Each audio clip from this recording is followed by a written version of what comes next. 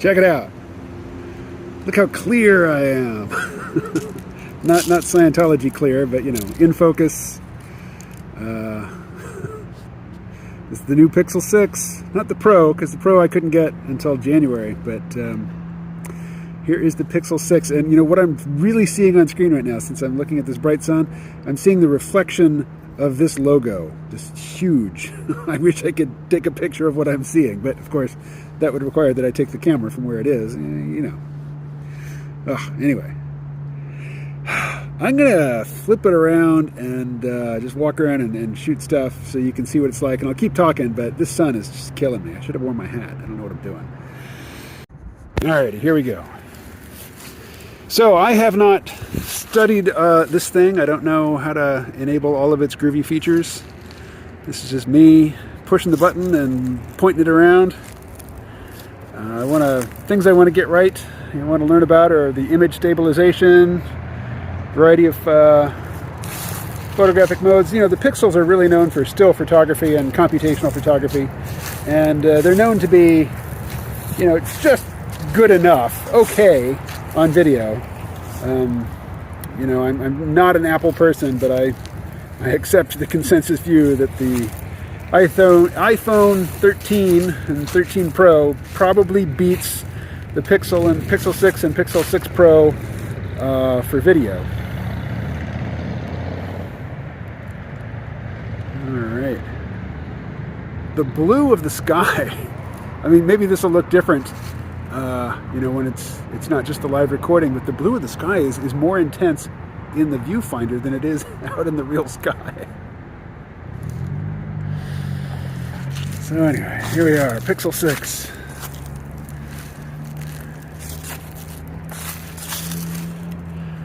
Alright, well, let's walk around and look at some other stuff.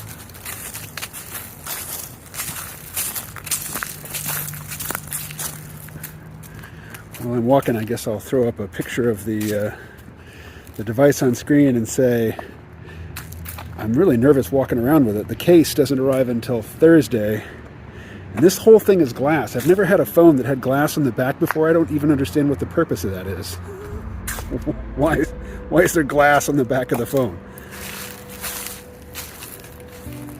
So you flagship owners, you can school me. I'm sure I've just said something really Philistine-esque. That there's a very important practical or psychological or prestige reason to have glass on the back of the phone. Look at this fire bush. Like most of the trees have given it up already. This thing still has some green leaves. Alright, but here, let's get some still pictures. You can see the real pixel magic.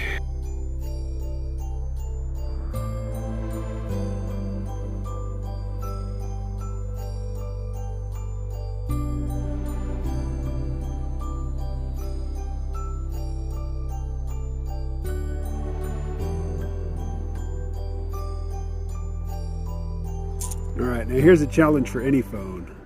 Backlit, full sun. How much can you see? Alright, so if I totally block the sun, you can see my face alright, I'm thinking. Alright, so, other things to talk about. This is not really a media review channel, but I do watch stuff, and there's some really good animated series out right now. First is probably the least. Look at this, there's a little bug on my glasses.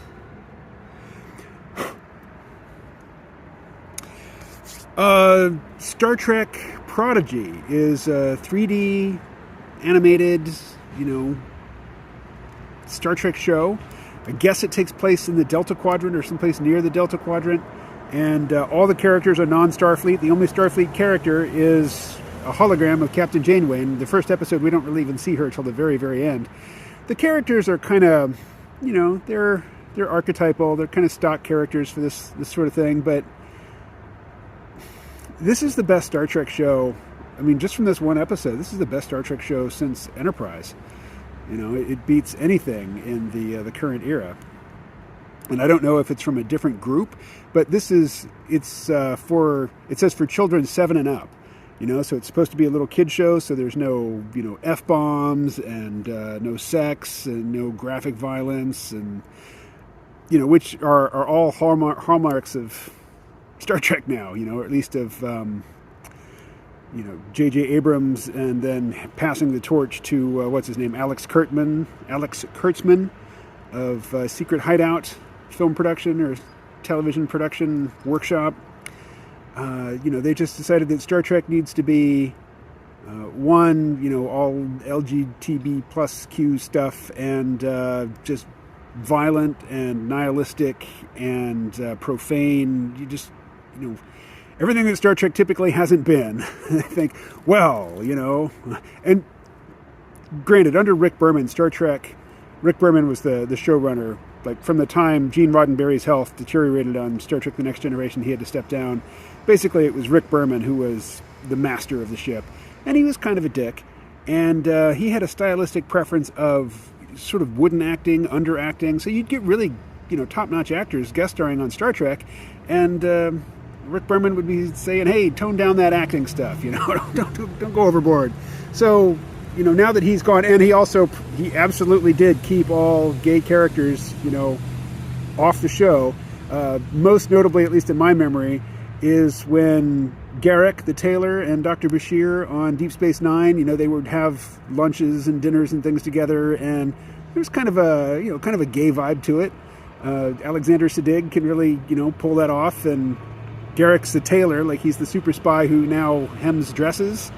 You can totally get a gay vibe off that without explicitly saying it, but still, throwing a bone to the gay community. And Rick Berman said, what, cut that shit out. Not, don't ever say for a fact they're gay. It's like, this could even be interpreted as gay. No, cut it out. So, of course, now Alex Kurtzman's Star Trek is everything that, Rick Berman's Star Trek wasn't. So instead of wooden underacting, we get just over-the-top bathos and, tear-jerking, like, is there an episode of Star Trek Discovery where Michael Burnham doesn't cry? Really? So that's current Star Trek. And even the, I forget the guy's name. He was a writer for Rick and Morty, and now he's the showrunner on the other animated series, Lower Decks. And Lower Decks is really crude, and it's really... It's doing it in a humorous way, but again, it's pushing all the buttons, all the things you couldn't do on Star Trek back in the 20th century, in the early 21st century. Now you have to do those things on Star Trek, unless it's a show for little kids, age 7 and up, and then you can have just a normal Star Trek story, which is kind of like, what this first pilot episode is. And as I say, the characters are all young. They're not Starfleet. They're kind of a mixed bag in terms of their background and such. Which of course, yay, diversity. But it's just good. I mean, it's just well executed, and it's not abrasive, and it looks beautiful. I mean, that's something that all the shows I'm going to talk about here have in common. They all look gorgeous, absolutely gorgeous. So the next one is kind of out of date. It's from this year, but it's not really super current. But it's the What If animated series on Disney Plus. So it's the Marvel Cinematic Universe sort of remix. What if this had gone wrong, or what if this had happened differently, or what if this person had been in this situation instead of this person? Some of it is really dumb.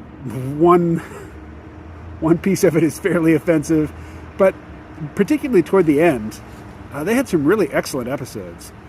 Really good Doctor Strange episodes. Now, they didn't have all the on-screen talent come back, and you can really tell, like, that Chris Evans is not around to be Steve Rogers. They've got somebody else doing that. Robert Downey Jr. is not voicing Tony Stark. They've got a sound-alike character, or voice actor.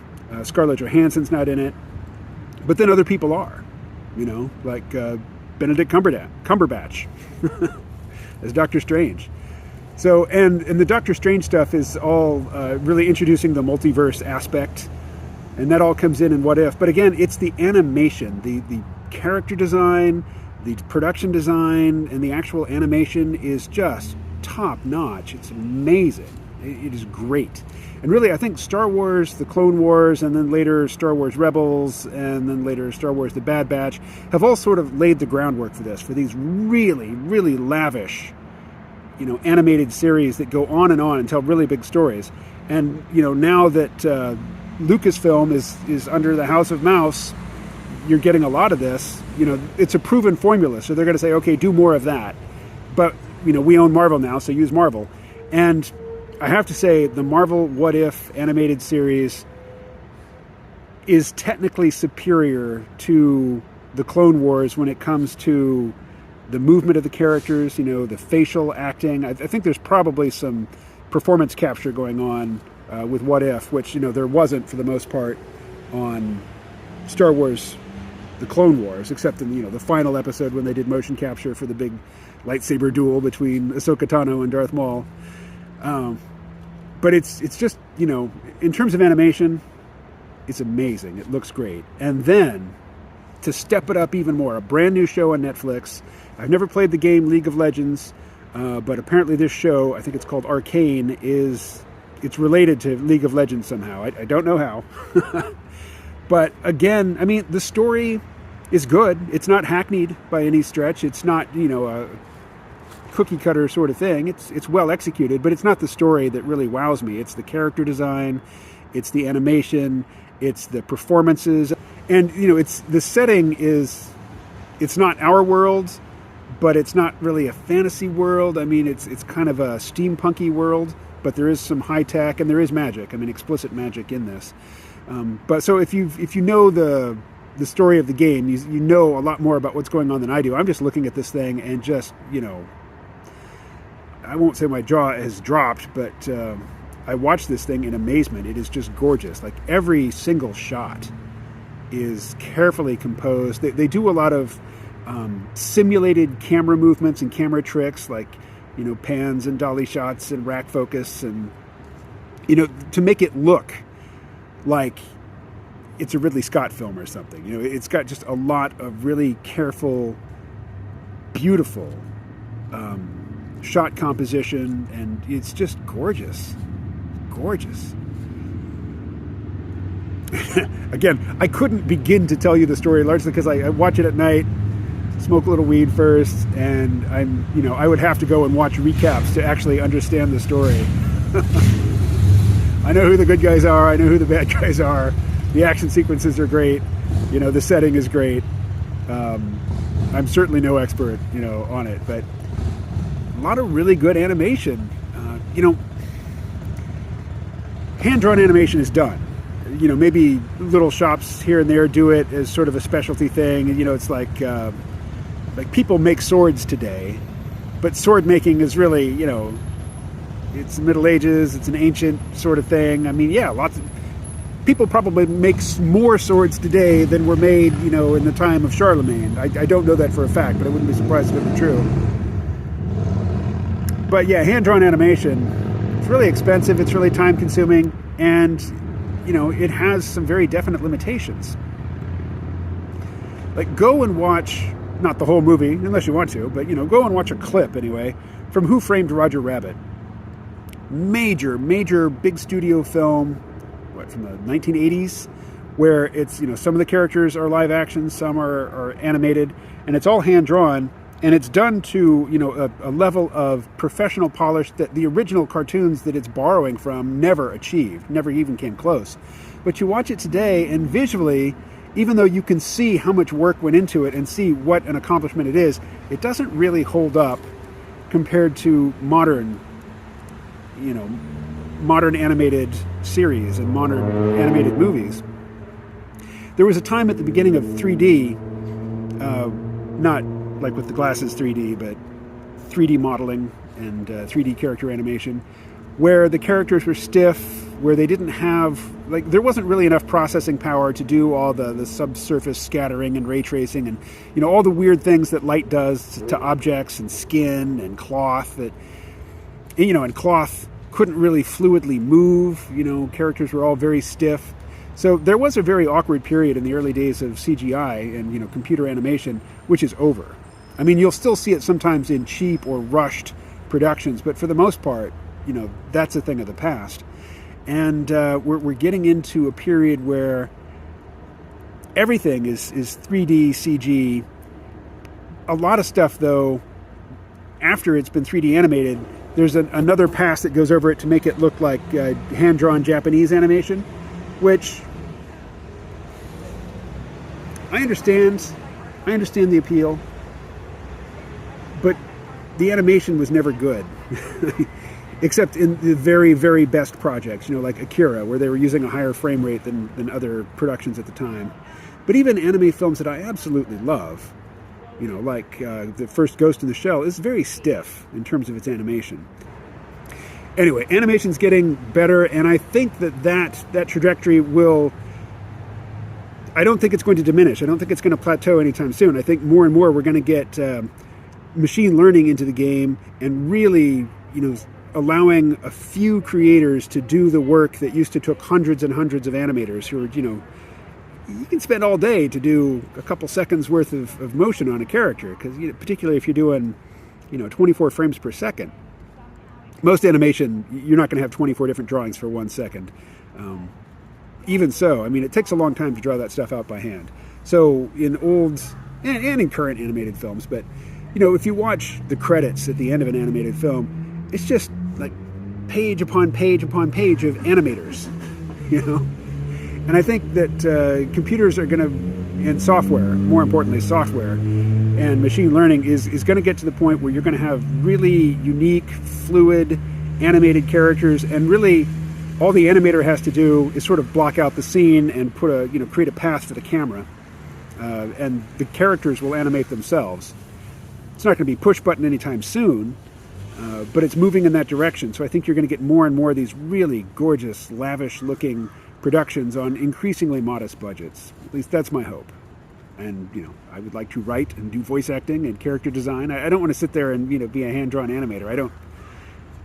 When I was younger, like when I was in high school and I was thinking about going to college, I wanted to be an animator, which at the time would have meant sitting there drawing basically the same drawing over and over and over again. I'm so glad that's not the way my life, panned out. Ugh. Anyway, I think I've jabbered long enough. Ask me a question and I'll answer it.